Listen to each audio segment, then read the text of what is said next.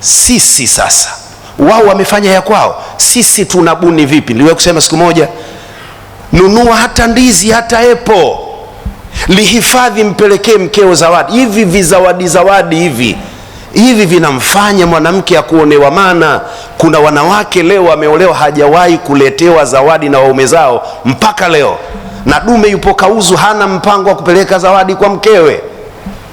Sasa wewe ukiwa mbabe, nenda kalinde uwanja wa Taifa, watu wasiingie bure mpirani, sio kwenye ndoa. Ndoa inahitaji ulaini.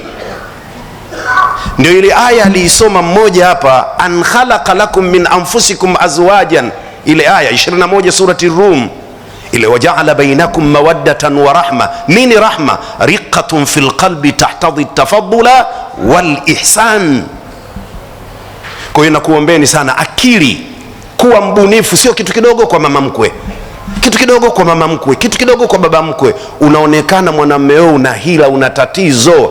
Mambo mengine komaa, kuwa mbunifu. Babangu walikuwa wanasema, Waswahili wanasema mvumilivu ula mbivu, lakini babangu walikuwa wanasema mmoja akiwa moto basi wewe kuwa maji. Sio kila kitu cha kubishana, alafu mwanamume ashindani na mwanamke. Mwanamke anazoza na wewe unazoza. Na kuombeni sana akili. Lakini tano, Assalamu alaikum wa rahmatullahi wa barakatuh. Mheshimiwa mgeni rasmi, waziri wa mambo ya ndani, Mheshimiwa mwakilishi wa mufti, mjumbe wa baraza la ulama na naib chief qadhi, rais wa taasisi ya Al-Hikma, lakini mkwe wangu Sheikh Walid, shekhe wa mkoa huu wa Dar es Salaam na mudir wa Mahadi Tadhamun, wanaharusi wa leo na wajana na wajuzi. Ndoa ni vitu vitano. Ndoa ni vitu vitano. Ndoa ni moyo wako. Uliomuoa yupoje ndani ya moyo wako? Ili ndoa yenu, mapenzi yenu ya dumu, je, mke huyo yumo ndani ya moyo? Kama ambavyo mke aliyeolewa naye yupo ndani ya moyo, au yupo kwenye kinywa, au yupo wapi? Ili ndoa idumu ni lazima ajikite ndani ya moyo huyo mwenza wako. Lakini ndoa ni mwili wako. Mwili wako unamtumikiaje uliyefunga naye ndoa? Kuanzia makutano yenu. Katika jumla ya vitu ambavyo vinaharibu ndoa ni mwili kutotumika ipasavyo kwenye ndoa. Lugha nyepesi ya Bwana Mtume Muhammad sallallahu alayhi wasallam, inna Allaha kataba al-ihsana ala kulli shay. Mwenyezi Mungu amelazimisha kupatia kila kitu. Naomba munielewe, mmeoa, mwili wako ukapatie. Kama hujanielewa, tafuta mtu mzima baada hapa akuelekeze. Mwili kama haujatumika vizuri kwenye ndoa, ndoa hiyo itaparalyze. Lakini ndoa ni ulimi wako. Namna gani maneno unayoyasema kwa mkeo? Mtu mmoja alisema, kalmus lisani anka min kalmis sinani. Kalmul lisani anka min kalmis sinani.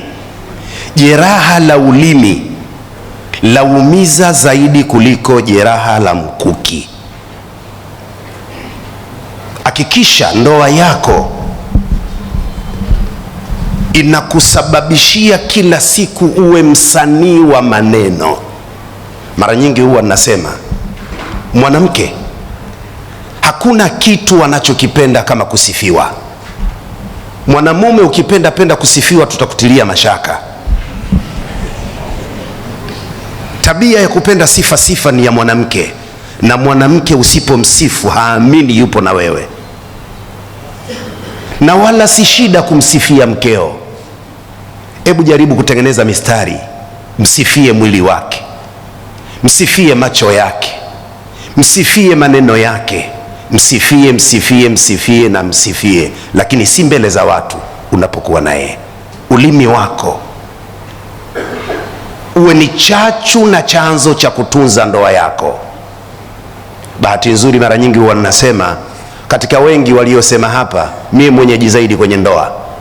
Huu ni mwaka wa 34 mimi nipo kwenye ndoa, sio wajana, sio wajuzi. Ndoa naijua vizuri, na miaka 34 nipo kwenye ndoa.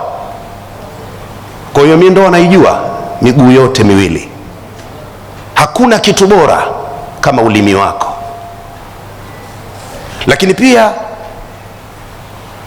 ndoa ni akili yako. Ni namna gani unatafakari katika kuboresha ndoa yako, upande wa maneno na matendo. Nini unachomfanyia mkeo, nini unachomwambia mkeo, uwe ni usanii unaoungwa na akili yako. Kwa nini tunaambiwa wazee wetu? Sheikh Nuruddin amesema baba zetu na mama zetu walivumiliana mno mpaka matokeo yake wamezikana. Sisi sasa, wao wamefanya ya kwao, sisi tunabuni vipi? Niliwahi kusema siku moja, nunua hata ndizi hata epo, lihifadhi, mpelekee mkeo zawadi. Hivi vizawadi hivi vinamfanya mwanamke akuonewa. Maana kuna wanawake leo wameolewa hajawahi kuletewa zawadi na waume zao mpaka leo, na dume yupo kauzu, hana mpango wa kupeleka zawadi kwa mkewe. Sasa wewe ukiwa mbabe, nenda kalinde uwanja wa Taifa, watu wasiingie bure mpirani. Sio kwenye ndoa. Ndoa inahitaji ulaini. Ndio ile aya aliisoma mmoja hapa, an khalaqa lakum min anfusikum azwajan, ile aya 21 surati Rum, ile waja'ala bainakum mawaddatan wa rahma. Nini rahma? riqatun fil qalbi tahtadhi tafaddula wal ihsan. Kwa hiyo nakuombeni sana akili, kuwa mbunifu. Sio kitu kidogo kwa mama mkwe, kitu kidogo kwa mama mkwe, kitu kidogo kwa baba mkwe, unaonekana mwanamume wewe una hila, una tatizo. Mambo mengine komaa, kuwa mbunifu. Babangu walikuwa wanasema, Waswahili wanasema mvumilivu ula mbivu, lakini babangu walikuwa wanasema mmoja akiwa moto basi wewe kuwa maji. Sio kila kitu cha kubishana, alafu mwanamume ashindani na mwanamke. Mwanamke anazoza na wewe unazoza. Na kuombeni sana akili. Lakini 5, ndoa ni masikio. Kipi unakisikia kuhusu mkeo, na mke kipi anakisikia kuhusu mumewe? Masikio haya mawili ukiyafungua vibaya bila ya kuyachanganya na kilichomo moyoni na akilini, kila unachokisikia unakifanyia kazi, maisha yamekushinda. Na hasa Dar es Salaam, rudi kwenu. Dar es Salaam unatakiwa uwe na masikio, lakini sometime jifanye kama usikii. Kwa hiyo masikio yenu, wanandoa wa leo, kuweni makini sana. Mwisho mtu mmoja alisema, innama dunya ta'amun wa sharabun wa manamun fa idha ma fata hadha fa ala dunya salam. Dunia hasa ni mambo matatu: ule unachokitaka na unywe unachokitaka, na sio ule ulichokipata. Kuna wengine wanakula walichopata, wanaamu ya biriani wanadondoka kwenye ugali na bamia, alafu wanalisifia bamia. Bamia haliwezi kuwa tamu mjomba, ni kufeli tu. Hata kama Dr. Janabi anatuhimiza tule bamia, ni kufeli. Bamia haliwezi kuwa tamu. Watu wanasifia matembele. Shekhe, mboga gani haiwivi? Nani anachao kuona matembele yanawiva? Sasa dunia, ule unachotaka, unywe unachotaka. Sikiliza, mtaalamu anasema wa manamun, kafumba kitu hapo, na ndoa. Yani ile la kwanza na la pili achana, anasema hili la tatu sasa, fa idha ma fata hadha fa ala dunya salam. Kijana akilikosa hili la tatu, hili haupo duniani, we bye bye. Na mawingu yanakuja mwezi wa 6 huu baridi, unaanza kutafuta Kristina Mwajuma au Apendeki. Vijana mlioa hongereni, na wengine njooni. Na ili mtu tukuhesabu una akili timamu uwe na ndoa, kama hujaoa huna akili, hatuwezi kuthibitisha kuwa unazo. Mwisho kabisa niwaambie mlioa leo, ukimaliza mwezi mzima mkeo hajakuudhi wewe hujaoa, msijizime data, mnanielewa? Kama umemaliza mwezi hujaudhiwa na mkeo hujaoa, mwanamke moja ya shughuli zake ni kukera. Sasa nenda kaoneshe una akili timamu na kero za mwanamke namna gani. Kuna mwingine siamalizi mwezi, mwingine kila siku yana kuudhi tu, utadhani kuwa hakupendi, kumbe ule ndio mwanamke wenyewe. Unamwambia A, anasema C. Kwa hiyo nakuombeni vijana, msiichukie ndoa kwa kero za wanawake, bali kero za wanawake ndio zitakuja kuonesha upeo wa akili zenu. Mwenyezi Mungu akupeni subra na uvumilifu na ubunifu kwenye ndoa zenu. Hadha wabillahi tawfiq, wassalamu alaikum warahmatullahi wabarakatuh. Maalim Kais TV ni channel inayokuletea mafunzo na mambo mbalimbali yanayohusu Uislamu. Itakufunza mahali mema katika jamii, kinachotakiwa kufanya. Usisahau kusubscribe, kushare pamoja na kucomment ili uweze kunufaika na kila kitu.